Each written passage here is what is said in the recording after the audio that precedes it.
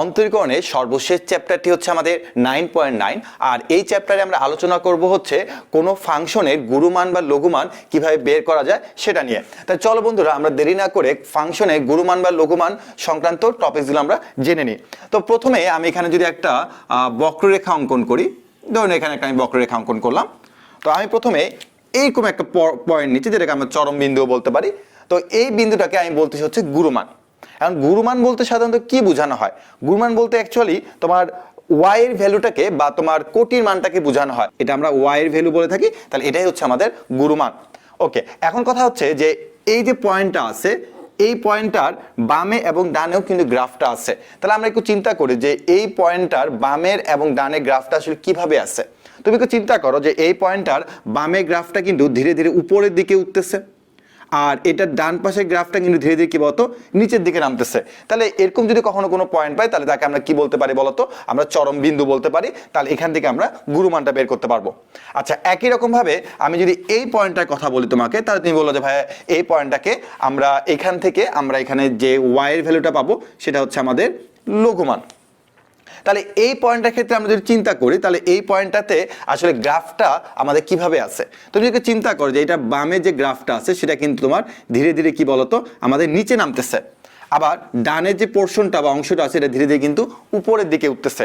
তার মানে আমাদের লঘুমানের ক্ষেত্রে আমরা যদি এই পয়েন্টটার কথা চিন্তা করি তাহলে বামে গ্রাফটা উপরে উঠবে, ডানের গ্রাফটা নিচে নামবে। আর এটার ক্ষেত্রে আমাদের কি হচ্ছে দেখো তো, যে বামে গ্রাফটা নিচে নামতেছে, ডানের গ্রাফটা কি বলতো উপরে উঠতেছে। আচ্ছা, এখন কথা হচ্ছে যে একটা বক্ররেখা বা একটা ফাংশনের ক্ষেত্রে সব সময় কি গুরুমান লঘুমান থাকবে, নাকি অনেক সময় গুরুমান থাকবে আবার অনেক সময় লঘুমান থাকবে, আবার অনেক সময় কোনোটা নাও থাকতে পারে, এরকম হতে পারে। তো দুই একটা আমি যদি তোমাকে এক্সাম্পল দিই তাহলে তুমি জিনিসটা ক্লিয়ারলি বুঝতে পারবে। আমি যদি তোমাকে এরকম কোনো একটা গ্রাফ দেই তাহলে এই গ্রাফের ক্ষেত্রে তুমি কিন্তু কখনোই লঘুমান বা সর্বনিম্ন মান কিন্তু খুঁজে পাবে না। এটার ক্ষেত্রে তুমি শুধুমাত্র গুরুমানই খুঁজে পাবে। তার মানে দেখো এখানে একটা চরম বিন্দু আছে, তাহলে আমি বলতে পারি যে হ্যাঁ এখান থেকে আমাদের গুরুমান পাওয়া সম্ভব, কিন্তু কি মান পাওয়া সম্ভব না বলতো? লঘুমান পাওয়া সম্ভব নয়। আবার আমি যদি তোমাকে এখন এরকম একটা গ্রাফ দেই, এই গ্রাফের ক্ষেত্রে তুমি কিন্তু শুধুমাত্র কি মান পাবে বলতো? তুমি শুধুমাত্র লঘুমান পাবে। ওকে, আর এটার ক্ষেত্রে আমরা কি পাচ্ছিলাম? গুরুমান পাচ্ছিলাম। তার মানে এই বক্ররেখা বা এই ফাংশনের ক্ষেত্রে শুধুমাত্র গুরুমান পাওয়া সম্ভব, এটার ক্ষেত্রে শুধুমাত্র লঘুমান পাওয়া সম্ভব। আবার আমি যদি কখনো তোমাকে এরকম কোন একটা গ্রাফ দিতাম, এরকম একটা গ্রাফ দিলাম, তাহলে এটার ক্ষেত্রে তুমি দেখো যে গুরুমান পাওয়া যাবে কয়টি? দুটি, আর লঘুমান কয়টি পাওয়া যাবে? অত একটি পাওয়া যাবে। আবার যদি আমি তোমাকে কখনো একটা স্ট্রেট লাইন দিয়ে দিলাম, একটা সরলরেখা দিয়ে দিলাম, তাহলে এখানে কিন্তু তুমি কোনো গুরুমান বা লঘুমান পাবে না, কারণ আমি তোমাকে গুরুমান বা লঘুমান পাওয়ার জন্য এখানে যে ডেফিনেশন দিয়েছিলাম সেটা কিন্তু তুমি এখানে পাচ্ছ না। তার মানে মনে রাখবে যে স্ট্রেট লাইন বা সরলরেখার ক্ষেত্রে কিন্তু কখনো কোনো গুরুমান বা লঘুমান পাওয়া সম্ভব নয়। তাহলে আমরা মোটামুটি এতটুকু শিওর যে হ্যাঁ ভাইয়া গুরুমান বা লঘুমান আসলে কোনো বক্ররেখা বা কোনো ফাংশনে একটা হতে পারে, দুটো হতে পারে, আবার অসংখ্য হতে পারে। ভাই অসংখ্য হওয়ার একটা আপনি এক্সাম্পল দিলে খুব ভালো হয়। আমরা যদি সাইনের গ্রাফটা যদি অঙ্কন করি, সাইনের গ্রাফটা যদি অঙ্কন করতে থাকি তাই তুমি দেখবা যে এখানে গুরুমান কিন্তু অনেকগুলো আছে, আবারও লঘুমান কিন্তু অসংখ্য আছে। তার মানে আমাদের সাইনের গ্রাফটা কিন্তু গুরুমান বা লঘুমান তুমি যাইবো না কেন, অসংখ্য আছে। ওকে, তাহলে এখন কথা হচ্ছে যে ভাইয়া এই যে গুরুমান আর এই যে লঘুমানটা আছে, এই গুরুমান বা লঘুমানটা আসলে বের করার যে প্রসেসটা আছে বা পদ্ধতি আছে, সেই পদ্ধতিটা আসলে কি?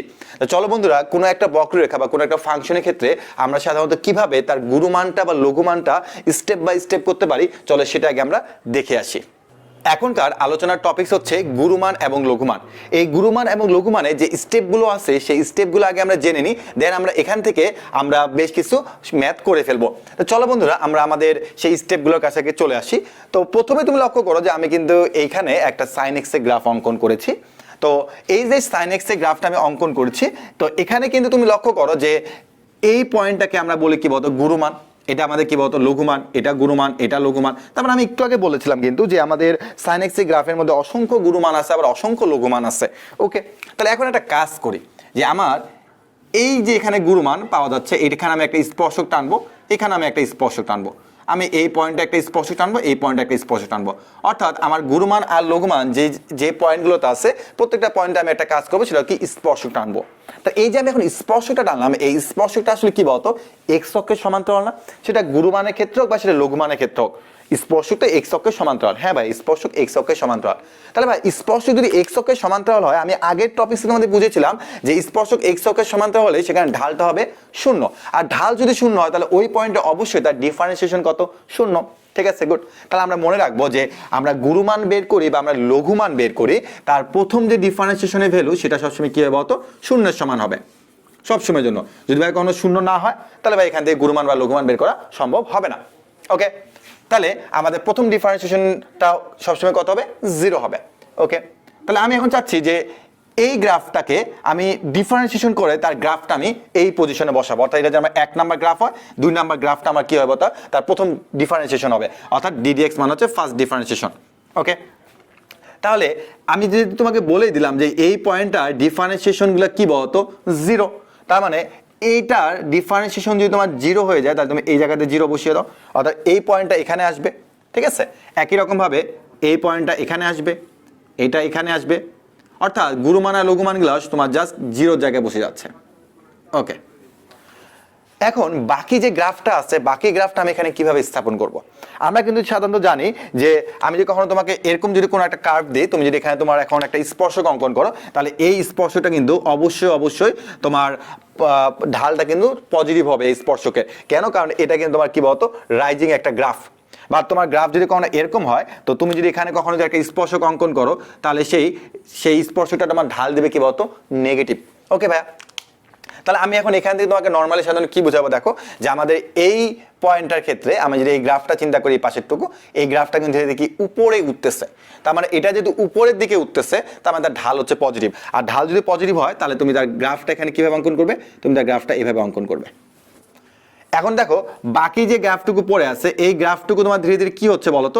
এই গ্রাফটা তোমার ধীরে ধীরে কিন্তু তোমার নিচের দিকে নামতেছে। আর নিচের দিকে যদি নামে তাহলে তার স্পর্শ তুমি যদি এখানে অঙ্কন করো কোনো একটা পয়েন্টে, তুমি দেখবে যে তার ঢাল হচ্ছে নেগেটিভ। তার মানে ঢাল নেগেটিভ হলে তুমি এটাকে এই নেগেটিভ দিকে চিন্তা করো। একই রকম ভাবে আমি যদি এখন এতটুকু গ্রাফের কথা চিন্তা করি, এটা ধীরে ধীরে উপরের দিকে উঠতেছে। এখন উপরের দিকে যদি উঠে তাহলে তুমি মনে রাখবে এখানে স্পর্শক অঙ্কন করলে সেটা কি হবে? পজিটিভ হবে। তাহলে আমি এখানে জাস্ট এভাবে চিন্তা করলাম, এটা পজিটিভের দিকে। একই রকমের বাকিটা হলো নেগেটিভ দিকে, এরপরটা পজিটিভ দিকে চলে থাকবে গ্রাফটা। ওকে, তাহলে তুমি একটু নর্মালি চিন্তা করো, আমি এখানে যে গ্রাফটি পেয়েছি সেই গ্রাফটা কিন্তু আসলে কি বলতো? কজ এক্স এর গ্রাফ। আসলে কিন্তু সেটা হওয়ার কথা ছিল, কারণ সাইন এক্স কে ডিফারেন্সিয়েট করলে কি পাওয়া যাবে? তো কজ এক্স পাওয়া যায়। তাহলে আমরা কিন্তু এখানে পেয়ে গেলাম কি বলতো? Y equal to cos x এর গ্রাফ। ওকে, তার মানে প্রথম ডিফারেন্সিয়েশনে আমি সাইন এক্স কে ডিফারেন্সিয়েট করে কি পেলাম? কজ এক্স পেলাম। ওকে, এখন আমি 3 নাম্বার স্টেপে চাচ্ছি যে এটাকে আমি আরেকবার ডিফারেন্সিয়েশন করতে যাচ্ছি। অর্থাৎ আমার এখানে যেটা ছিল তোমার y equal to F of x, আমি যদি এখানে এভাবে লিখি তাহলে এটা ছিল আমার এফ প্রাইম এক্স, তাহলে এটা হবে আমার কি বলতো? এফ ডাবল প্রাইম এক্স হবে। তাহলে এটা গ্রাফটা আসলে কি হবে সেটা একটু আমি দেখি। তো প্রথম কথা হচ্ছে কি, দেখো যে আমার এই যে পয়েন্টগুলো আছে, এই যে পয়েন্টগুলো আছে, এই পয়েন্টগুলো অর্থাৎ আমার ফার্স্ট টাইম ডিফারেন্সিয়েশন করার পরে আমি এখানে যে গুরুমান বলো না, বা যে সর্বোচ্চ পয়েন্ট বা যে সর্বনিম্ন পয়েন্টগুলো পাচ্ছি সেগুলোকে যদি আমি এখন ডিফারেন্সিয়েশন করে ফেলি, তাহলে তুমি দেখবা যে এই পয়েন্টটা চলে যাবে কি এইখানটে, এই পয়েন্টটা কই যাবে বলতো? এখানটা আগের বারের মতোই। আবার এই পয়েন্টটা কই যাবে বলতো? এখানে যাবে, অর্থাৎ এই পয়েন্টটা এখানে, এই পয়েন্টটা এখানে। ওকে, তাহলে এখন ভাইয়া এই বাকি গ্রাফটুকু আপনি এখানে কিভাবে লিখবেন? নর্মালি চিন্তা করো যে এই গ্রাফটা ধীরে ধীরে নিচের দিকে নামতেছে, তার মানে নেগেটিভ দিকে। এই গ্রাফটা উপরের দিকে উঠতেছে, তার মানে পজিটিভ দিকে। নিচের দিকে নামতেছে, নেগেটিভ দিকে, পজিটিভ দিকে, নেগেটিভ দিকে, পজিটিভ দিকে, এবার চলতে থাকবে নর্মালি গ্রাফ। তাহলে অ্যাকচুয়ালি এই যে গ্রাফটা আমি পেলাম, এটা আসলে কার গ্রাফ বলতো? এটা আসলে মাইনাস সাইন এক্স এর গ্রাফ। তাহলে আমরা এখান থেকে একটা সিদ্ধান্ত নিতে পারি কি, দেখো যে আমি যখন এই গ্রাফটাকে যখন আমি প্রথমবারের মতন ডিফারেন্সিয়েশন করেছিলাম, ঠিক আছে, তখন আমার এই পয়েন্টটা এখানে এসে কি হয়ে গেছিল বলতো? 0 হয়ে গেছিল। ঠিক আছে, এরপরে যখন আমি তাকে সেকেন্ড টাইম ডিফারেন্সিয়েশন করলাম, তখন আসলে এই জিনিসটা এখানে এসে কি হয়ে গেছে বলতো? নেগেটিভ হয়ে গেছে। অর্থাৎ এই গ্রাফের প্রথম ডিফারেন্সিয়েশনে এখানে তোমার 0, বা সেকেন্ড টাইম ডিফারেন্সিয়েশন করার পরে সেটা কি হয়ে গেছে এখানে বলতো? নেগেটিভ হয়ে গেছে। তার মানে আমরা কিন্তু বলতে পারি যে গুরুমানের ক্ষেত্রে যখন আমরা সেকেন্ড টাইম ডিফারেন্সিয়েশন করব তখন সেটা কি হয়ে যাবে বলতো? নেগেটিভ হবে। একই রকম ক্ষেত্রে তুমি দেখো যে এই লঘুমানের এই পয়েন্টটা যখন ফার্স্ট টাইম ডিফারেন্সিয়েশন করছো তখন তোমার কি হয়েছে? 0, বা তুমি যখন সেকেন্ড টাইম ডিফারেন্সিয়েশন করছো তখন সেটা কি হয়ে গেছে বলতো? এখানে পজিটিভ হয়ে গেছে। তারপরে আমরা কিন্তু বলতে পারি যে লঘুমানের ক্ষেত্রে যখন আমরা সেকেন্ড টাইম ডিফারেন্সিয়েশন করব তখন সেটা কি হবে বলতো? পজিটিভ হবে। তার মানে এই দুটো বৈশিষ্ট্যের উপরে ভিত্তি করে আমরা কিন্তু আমাদের যে ম্যাথগুলো আছে সেই ম্যাথগুলো কিন্তু সমাধান করতে পারবো। অর্থাৎ গুরুমান বা লঘুমান যাই হোক না কেন প্রথম ডিফারেন্সিয়েশন সবসময় 0 হবে, যদি জিরোটা না হয় তাহলে এখান থেকে কিন্তু আসলে তোমার কোনো গুরুমান বা লঘুমান পাবে না। আর যদি তুমি দেখো যে সেকেন্ড টাইম ডিফারেন্সিয়েশন করার পরে তুমি নেগেটিভ ভ্যালু পাচ্ছ, তাহলে বলবো ওখান থেকে আমাদের গুরুমান পাওয়া সম্ভব। বাট গুরুমান বলতে কিন্তু আসলে কোনো এক্স এর মানকে বোঝায় না, ওয়াই এর মানকে বোঝায়। আর যদি কখনো তুমি দেখো যে সেকেন্ড টাইম ডিফারেন্সিয়েশন করার পরে পজিটিভ কিছু বের হচ্ছে, তাহলে তুমি বলবে সেখান থেকে কি পাওয়া সম্ভব, লঘুমান পাওয়া সম্ভব। বা গুরুমান বা লঘুমান যাই হোক না কেন, সেখানে অ্যাকচুয়ালি ওয়াই এর ভ্যালুটাকে বোঝানো হয়। তাহলে চলো বন্ধুরা, আমরা এতক্ষণ ধরে যা যা শিখলাম সেগুলো আমরা এখন আমাদের ম্যাথের মধ্যে প্রয়োগ করে ফেলি। তা আমাদের যে ম্যাথগুলো আছে বইয়ের মধ্যে, সেই ম্যাথগুলোকে আমরা এখন টাইপ অনুযায়ী করে ফেলবো। গুরুমান এবং লঘুমান এই সংক্রান্ত যাবতীয় ইনফরমেশনগুলো আমরা কিন্তু জেনে গেলাম। এখন আমরা জানবো হচ্ছে যে আমাদের বইয়ের মধ্যে যে ম্যাথগুলো আছে সেই ম্যাথগুলোকে আমরা কিভাবে স্টেপ বাই স্টেপ করতে পারবো। এখন কথা হচ্ছে যে এই যে গুরুমান আর লঘুমান আছে, এটা আসলে কতটা ইম্পর্টেন্ট, এটা কিন্তু আমাদের পরীক্ষার জন্য অনেক অনেক বেশি ইম্পর্টেন্ট। কারণ আমি দেখছি যে ম্যাক্সিমাম সময় পরীক্ষার প্রশ্নে 4 মার্কের জন্য এটা আসে। তো তোমরা প্রথম অঙ্কটা খুব ভালো মতন করে বোঝার চেষ্টা করো, কারণ পরের ম্যাথটা তোমাকে করতে হবে। আর তুমি যদি একটা ম্যাথ ভালো মতন করে বুঝে যেতে পারো, তাহলে এই বইয়ের মধ্যে ম্যাক্সিমাম সব অঙ্ক তুমি করে ফেলতে পারবে। ওকে, চলো আমরা প্রথম অঙ্কটা করে ফেলি। তা আমি এখানে স্টেপ লিখে রাখছি কেন, কারণ এটা কিন্তু প্রত্যেকটা ম্যাথের জন্য স্টেপটা সেম হবে। তো ভাই এই স্টেপগুলোকে আমরা পরীক্ষাতে লিখবো না, তোমাকে পরীক্ষাতে লেখার দরকার নেই। আমার 1 নম্বর ম্যাথের মধ্যে যেটা দেওয়া আছে সেখানে কিন্তু আমি লিখতে পারি যে F of x equal to হচ্ছে 2x cube minus 21x square plus 36x minus হচ্ছে 20। তো আমরা কিন্তু দেখে এসেছিলাম যে আমরা গুরুমান বা লঘুমান যাই বের করি না কেন, আমাদের প্রথমে একবার ডিফারেন্সিয়েশন করতে হবে। তাই চলো আমি এটাকে একবার ডিফারেন্সিয়েশন করে ফেলি। এ প্রাইম এক্স মানে ডিওয়াই বাই ডিএক্স। ওকে, তাহলে এটাকে ডিফারেন্সিয়েশন করলে কি হবে দেখো, 3 দুগুণে 6, 6x square minus 42x plus হচ্ছে 36। বা এখানে কোন ফর্মুলা অ্যাপ্লাই করেছেন, x two the power n ফর্মুলাটা আমি এখানে অ্যাপ্লাই করেছি। ওকে, তাহলে আমরা স্টেপের মধ্যে প্রথম স্টেপটা ছিল হচ্ছে কি, একবার ডিফারেন্সিয়েশন করে ফেলা। তো আমি কিন্তু বলেছিলাম যে প্রথম ডিফারেন্সিয়েশনটা ইকুয়াল টু সময় কি হবে, 0 হয়, তাহলে ইকুয়াল টু হচ্ছে 0। ওকে, তাহলে আমি এখান থেকে বলতে পারি যে 6x square minus 42x plus 36 equal to হচ্ছে কত, 0। ওকে, তাহলে এখন তুমি এটাকে 6 দিয়ে ভাগ করে দাও, তারপর তুমি পাবে x square minus 7x plus 6 equal to হচ্ছে 0। এরপরে আমরা এখান থেকে যদি মিল টার্ম করি তাহলে আমরা পাবো হচ্ছে 6 একে 6। ওকে, তাহলে এখান থেকে তুমি পাচ্ছ হচ্ছে x মাইনাস 6 মাইনাস 1 নিবা, x মাইনাস 6 ইকুয়াল টু কত, 0। তাহলে x মাইনাস 6 ইকুয়াল টু 0। আর এটা তোমার কি পাচ্ছ বলতো, তোমার এখানে তোমার কি থাকবে, x থাকবে, x মাইনাস 1 ইকুয়াল টু কত, 0। তাহলে অতএব x ইকুয়াল টু তোমার 6 কমা কি বলতো, 1। x ইকুয়াল টু আমার কি দাঁড়াচ্ছে বলতো, 6 আর 1।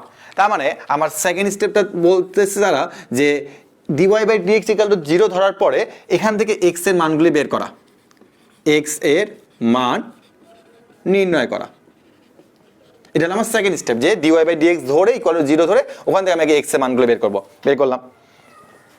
এরপরে আমার কাজটা হচ্ছে যে এখান থেকে আমি এখনো শিওর না যে আমার মানে x ইকুয়াল টু 6 এর জন্য আমার গুণমান নাকি x ইকুয়াল টু 1 এর জন্য আমার গুণমান, আমি কিন্তু এটা এখন বলতে পারতেছি না। তাহলে আমাকে কনফার্ম হওয়ার জন্য আমাকে অবশ্যই এটাকে সেকেন্ড টাইম ডিফারেন্সিয়েশন করতে হবে, কারণ আমি ফার্স্ট টাইমে কিন্তু বলতে পারবো না যে আমার 6 এর জন্য আমি গুণমান পাবো নাকি আমি 1 এর জন্য গুণমান পাবো। এই জন্য তোমাকে অবশ্যই সেকেন্ড টাইম ডিফারেন্সিয়েশন করতে হবে। তাহলে এই যে তুমি যাকে ফার্স্ট টাইম ডিফারেন্সিয়েশন করছো একে তুমি আরেকবার ডিফারেন্সিয়েশন করে ফেলো। তাহলে আরেকবার ডিফারেন্সিয়েশন করার পর তুমি কি পাচ্ছ দেখো, 6 দুগুণে 12, 12x মাইনাস হচ্ছে কত, 42। ওকে, এখন আমি কি করতে পারি ভাইয়া, এখন তুমি ছোট্ট একটা কাজ করবা। কি কাজ করবা, এই যে x এর মানগুলা তুমি সেকেন্ড টাইম ডিফারেন্সিয়েশন এখানে বসাও। তার মানে আমি এখানে স্টেপটা লিখে ফেলতে পারি যে x প্রথমে আমরা কি করছি বলতো, d square y by dx square নির্ণয় করে x এর মান বসাবো। আমি কিন্তু এখন সেই কাজটা এখানে করবো, হ্যাঁ, x এর মানগুলো বসাবো। তার মানে দেখো যে আমি প্রথমে বলবো যে x ইকুয়াল টু হচ্ছে 1, আগে সহজটাই বসাই, তাই না? আচ্ছা, x ইকুয়াল আমি প্রথমে আগে এখানে 1 বসাবো। তাই দেখো আমি যদি এখানে x ইকুয়াল টু 1 বসাই তাহলে আমি অ্যাকচুয়ালি এখানে কত পাচ্ছি একটু দেখো তো, যে 12 ইন্টু হচ্ছে 1 মাইনাস হচ্ছে 42। তার মানে এখানে যোগ বিয়োগ করলে আমি পাচ্ছি হচ্ছে তোমার মাইনাস 30। আর মাইনাস 30 কিন্তু অবশ্যই 0 থেকে ছোট, মানে কি নেগেটিভ। মাইনাস 30 আমরা জানি নেগেটিভ। তাহলে এখান থেকে কি সিদ্ধান্ত নেওয়া যায়, একটু পরে সিদ্ধান্তটা নিব। তাহলে x ইকুয়াল টু 1 এর জন্য আমি এখানে একটা ভ্যালু পাচ্ছি। আবার আমি যদি কখনো x ইকুয়াল টু 6 বসাই তাহলে আমি এই জায়গাটায় বসাবো, এই জায়গাটাতে x ইকুয়াল টু 6 বসালে আমি পাবো হচ্ছে 12 ইন্টু 6 মাইনাস হচ্ছে 42। তাহলে এখান থেকে তোমার দাঁড়াচ্ছে হচ্ছে 30, যা হচ্ছে 0 থেকে বড়। আচ্ছা, তাহলে এখান থেকে আমি কি সিদ্ধান্ত নিতে পারি, আমরা তো বলেছিলাম যে সেকেন্ড টাইম ডিফারেন্সিয়েশন করার পরে যদি কখনো সেটা পজিটিভ আসে তাহলে সেখান থেকে আমরা লঘুমান পাবো, আর যদি নেগেটিভ আসে তাহলে আমরা কি পাবো, গুরুমান পাবো। তাহলে আমি কিন্তু এখান থেকে বলতে পারি যে এটা নেগেটিভ আসছে মানে 0 থেকে ছোট, তার মানে এখান থেকে আমরা গুরুমান পাবো। এটা কিন্তু গুরুমান না, এখান থেকে আমি লিখবো কি গুরুমান পাওয়া সম্ভব, পাওয়া সম্ভব বা গুরুমান পাবো। আর যেহেতু এটা পজিটিভ তার মানে আমি বলবো এখান থেকে আমার কি বলতো লঘুমান পাওয়া সম্ভব, লঘুমান পাওয়া সম্ভব, পাওয়া সম্ভব। তাহলে আমরা এতটুকু শিওর যে এখন আমি যদি এক্স এর মান এখানে 1 বসাই, আমাদের মেইন ফাংশনটা দেওয়া ছিল, কোনো ডিফারেন্সিয়েশনের জায়গায় বসাবে না, আবার আমাদের মেইন ফাংশনটা দেওয়া ছিল, আমি যদি এখানে যদি আমি এখন 1 বসাই তাহলে আমি এখান থেকে যে মানটা পাবো সেটা আমার সর্ববৃহৎ মান। বা আর আমি যদি এখন তোমার এই x = 6 এখানে বসাই তাহলে আমি এখান থেকে যে মানটা পাবো সেটা হচ্ছে আমার কি বলতো লঘু মান, মানে কি বলবো আর কি সবচেয়ে ছোট মান। কিন্তু তুমি চিন্তা করো, তুমি যখন একবার ডিফারেন্সিয়েশন করো, যখন তুমি x এর মান 1 আর 6 পেয়েছিলে, তুমি কিন্তু শিওর ছিল না যে আমি এখানে 1 বসালে গুরুমান পাবো নাকি 6 বসালে গুরুমান পাবো। বা যখন তুমি সেকেন্ড টাইম ডিফারেন্সিয়েশন করছো তখন কিন্তু তোমাকে তারা বলে দিচ্ছে হ্যাঁ যে তুমি নেগেটিভ পাচ্ছ, তার মানে এখানে তুমি গুরুমান পাবা 1 বসালে, আর তুমি 6 বসালে তুমি কি পাবা, লঘুমান পাবা। ওকে, তাহলে দেখো আমরা কিন্তু জানি যে f of x মানে অ্যাকচুয়ালি কি বলতো y, f of x মানে কি বলতো y। আর আমি কিন্তু বলেছিলাম যে গুরুমান বা লঘুমান বলতে গেলে অ্যাকচুয়ালি y এর মানগুলোকে বোঝায়। ওকে, তাহলে এখন সুন্দর করে এই 1 তুমি এই ফাংশনে বসিয়ে দাও। তাহলে বলবা 2 * 1, 1 কিউব লেখার দরকার নেই, -21 ইন্টু হচ্ছে 1 প্লাস হচ্ছে 36 মাইনাস হচ্ছে 20। যদি ক্যালকুলেশন করো তুমি এখান থেকে পাবে হচ্ছে -3। আর এবার তুমি কি করবে দেখো তো যে x = 6 এখানে বসিয়ে দাও, তাহলে তুমি পাবা y = 2 * 6 কিউব মাইনাস 21 ইন্টু হচ্ছে 6 স্কোয়ার প্লাস 36 ইন্টু হচ্ছে 6 মাইনাস হচ্ছে 20। তুমি এখান থেকে ক্যালকুলেশন করলে তুমি এখান থেকে পাবে মান হচ্ছে -128 পাবে। একটু ক্যালকুলেশন করে দেখবে এটাই পাবে। তার মানে দেখো যে -3 অবশ্যই বড় হবে আর -128 কিন্তু অবশ্যই ছোট হবে। তাহলে তোমরা যদি এই স্টেপগুলো ফলো করতে পারো তাহলে আমি আশা রাখতে পারি তোমরা এখান থেকে কিন্তু গুরুমান আর লঘুমান পেয়ে যাবে। তো আমি এখানে আরেকটা স্টেপ বাদ দিচ্ছি, সেটা হচ্ছে কি 4 নাম্বার, সেটা হচ্ছে কি যে d²y/dx², x এর মান বসানোর পরে d²y/dx² যদি কখনো লেস দেন হয় তাহলে এখান থেকে গুরুমান পাওয়া সম্ভব, গুরুমান পাওয়া সম্ভব। আর যদি তোমার d²y/dx² যদি গ্রেটার দেন 0 হয় তাহলে এখান থেকে কি বলতো লঘুমান পাওয়া সম্ভব। তাহলে আমি আশা রাখতে পারি যে এই যে স্টেপগুলো আছে স্টেপগুলো অবশ্যই তোমার খাতার মধ্যে লিখে রাখবে, কারণ এই স্টেপগুলো অনেক অনেক বেশি ইম্পর্টেন্ট। কারণ এই স্টেপ অনুযায়ী তুমি আগালে তুমি কিন্তু তোমার গুরুমান এবং লঘুমান এই কাঙ্ক্ষিত দুটো অ্যান্সার কিন্তু পেয়ে যাবে। এবং তোমরা অবশ্যই নিজ দায়িত্বে এই যে 2 নম্বর ম্যাথটা আছে এই 2 নম্বর ম্যাথটা করে ফেলবে। আমরা আরো বেশ কিছু ম্যাথ নিয়ে চলে এলাম। তো এই ম্যাথগুলোতে আমাদের তারা কিন্তু প্রমাণ করতে বলেছে, তো তারা আমাকে যাই প্রমাণ করতে বলুক না কেন আমরা কিন্তু আমাদের এর আগে যে প্রসিডিউর বা এর আগে যে আমাদের স্টেপগুলো ছিল সেটা অনুযায়ী কিন্তু আমরা আগাবো। ওকে, তো তারা আমাকে এখানে বলছে গুরুমান লঘুমান অপেক্ষা বড়। তুমি একটু চিন্তা করো তো যে তোমাকে আমি প্রথমে বললাম যে লঘুমান আর গুরুমান বের করো, তুমি বের করলা।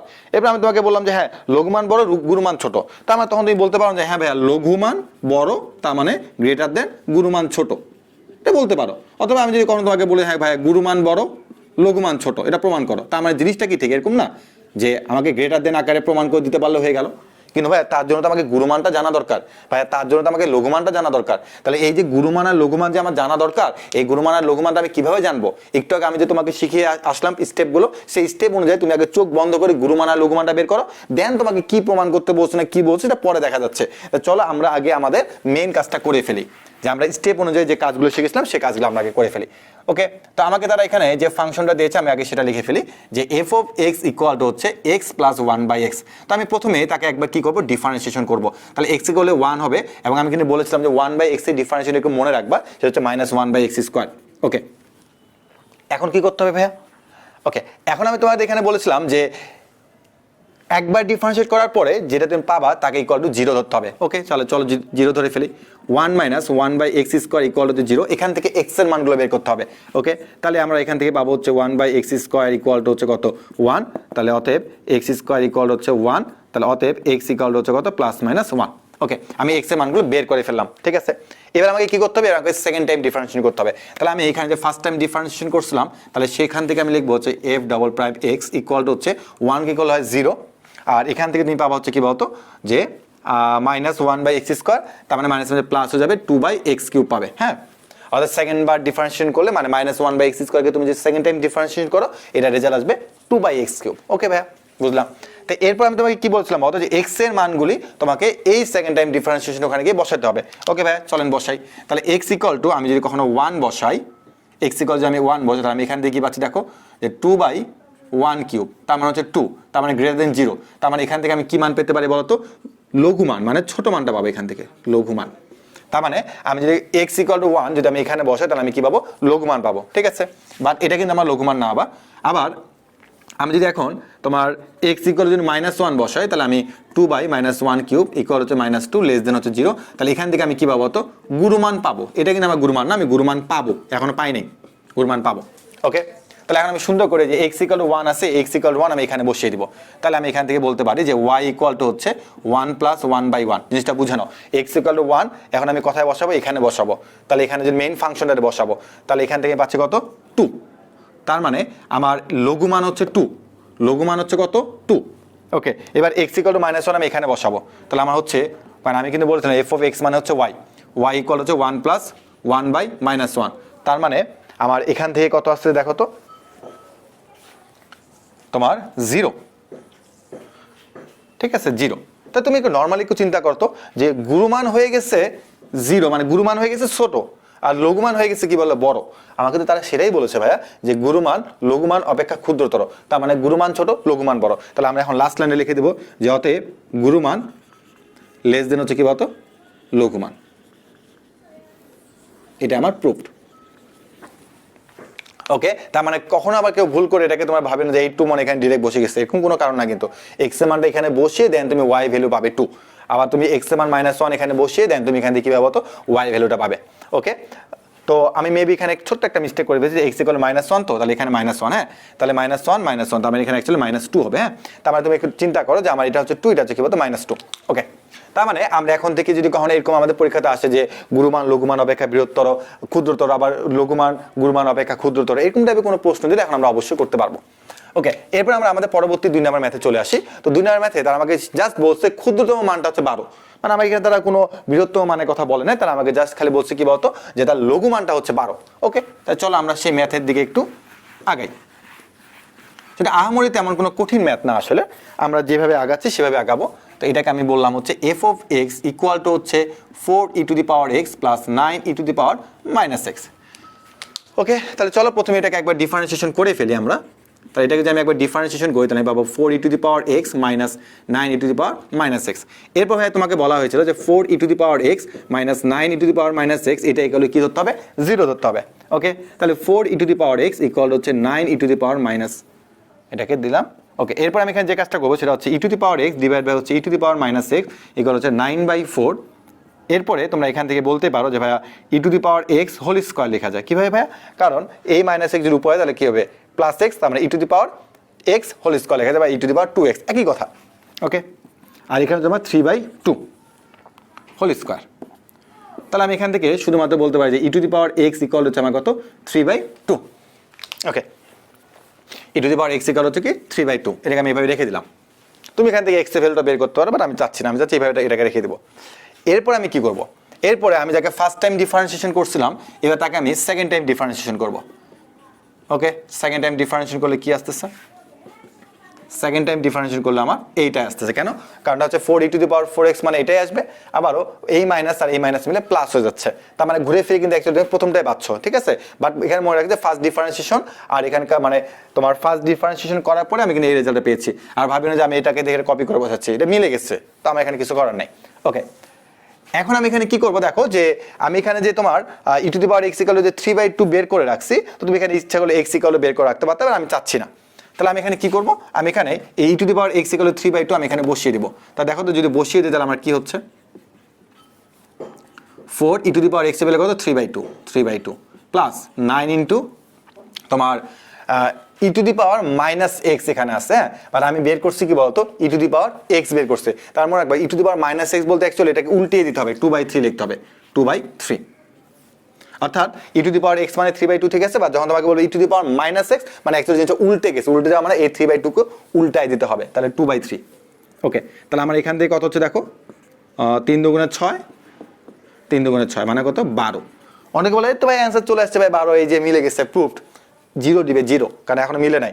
মনে রাখবা এই 12 জন্য আমার কি বলতো গ্রেটার দেন 0, তার মানে গ্রেটার দেন 0 মানে কি এখান থেকে আমি ক্ষুদ্রতম মানটা পাবো। 12 আমার এখন অ্যান্সার আসে নাই ভাইয়া, এটা মিলে গেছে হয়তোবা, ঠিক আছে, কারণ এটা এটা কিন্তু একই রকম, এই জন্য মিলে গেছে। অনেক সময় অনেকে আছে এটাকে অ্যান্সার বলে দিয়ে চলে আসছে যে আমার অ্যান্সার মিলে গেছে, কিন্তু তুমি এখন তোমার কেবল সেকেন্ড ধাপে আসো, থার্ড ধাপে এখন যাও নাই।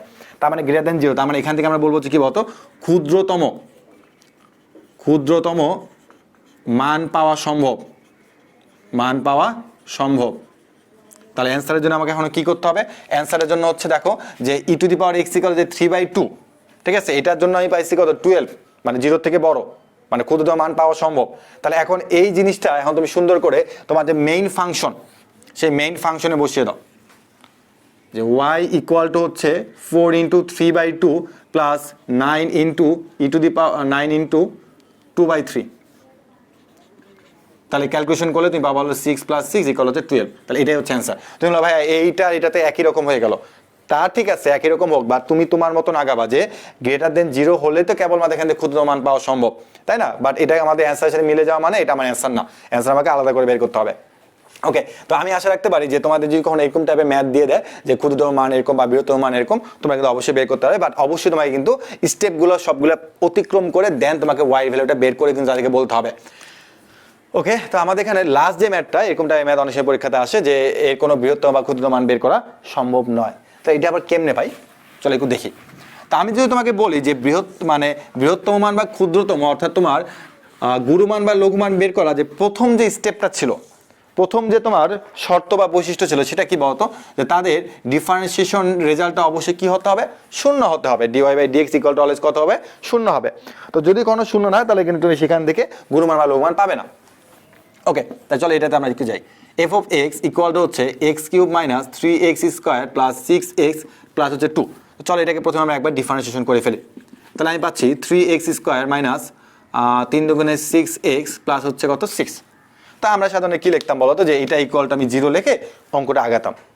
কিন্তু তোমাকে অবশ্যই এখানে একটু আগে খেয়াল রাখতে হবে যে আসলে কি এটা ইকুয়াল টু 0 হওয়া সম্ভব নাকি সম্ভব না।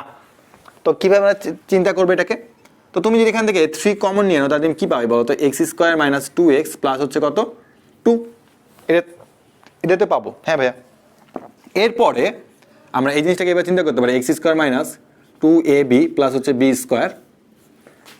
প্লাস হচ্ছে 1। অর্থাৎ তোমাকে এখানে যেটা লিখছি আমি সেটা এইভাবে লিখলাম, ঠিক আছে ভাই, বুঝলাম এটাও। এখান থেকে আমি এখন লিখতে পারি x - 1² প্লাস 1। ওকে, তো ভাই কি হয়েছে, এটা হইলো তো কি সমস্যা, আমি আমার মতো ইকুয়াল 0 দিয়ে আগাই। কিন্তু তুমি চিন্তা করো যে তুমি এখান থেকে কখনো 0 বা নেগেটিভ পাবা কিনা, এখান থেকে কখনো 0 বা নেগেটিভ পাওয়া সম্ভব কিনা। হ্যাঁ, তুমি দেখো একটু চিন্তা করবা যে আসলে কি সম্ভব কিনা। তুমি একটু চিন্তা করো যে আমার এখানে যে লাইনটা আসছে তার মধ্যে একটা টার্ম হচ্ছে x - 1² তাই না, এখানে x - 1² আছে, ঠিক আছে। তো এই যে x - 1² আছে, এখান থেকে কখনো কি নেগেটিভ আসবে না, নেগেটিভটা আসবে না। তাই নেগেটিভ যদি না আসে, মানে ধরো তোমার x -1, তার -2 এর উপর হোল স্কোয়ার 4 হয়ে গেছে, তার মানে তুমি কখনোই তো কখনো এখান থেকে তুমি নেগেটিভ আনতে পারবে না। তো যদি এখানে কোনো 1 হয়, তাহলে 1 - 1 মানে 0, তার মানে তুমি সর্বনিম্ন মানটা পাচ্ছ কত, 0। তার মানে x - 1² এই পুরো টার্মটা থেকে তুমি কিন্তু সর্বনিম্ন মানটা পাচ্ছ 0, এখান থেকে নেগেটিভ জীবন আসবে না, ঠিক আছে ভাই, বুঝলাম। তার মানে এখান থেকে সর্বনিম্ন মানটা যদি তোমার 0 হয়, 0-র সাথে 1 যোগ করলে 1, 1-এর সাথে আবার 3 গুণ করলে 3। তার মানে মনে রাখবে ভাইয়া যে এখান থেকে বা এটা ইকুয়াল টু তুমি কখনোই 0 নিয়ে আসতে পারবে না।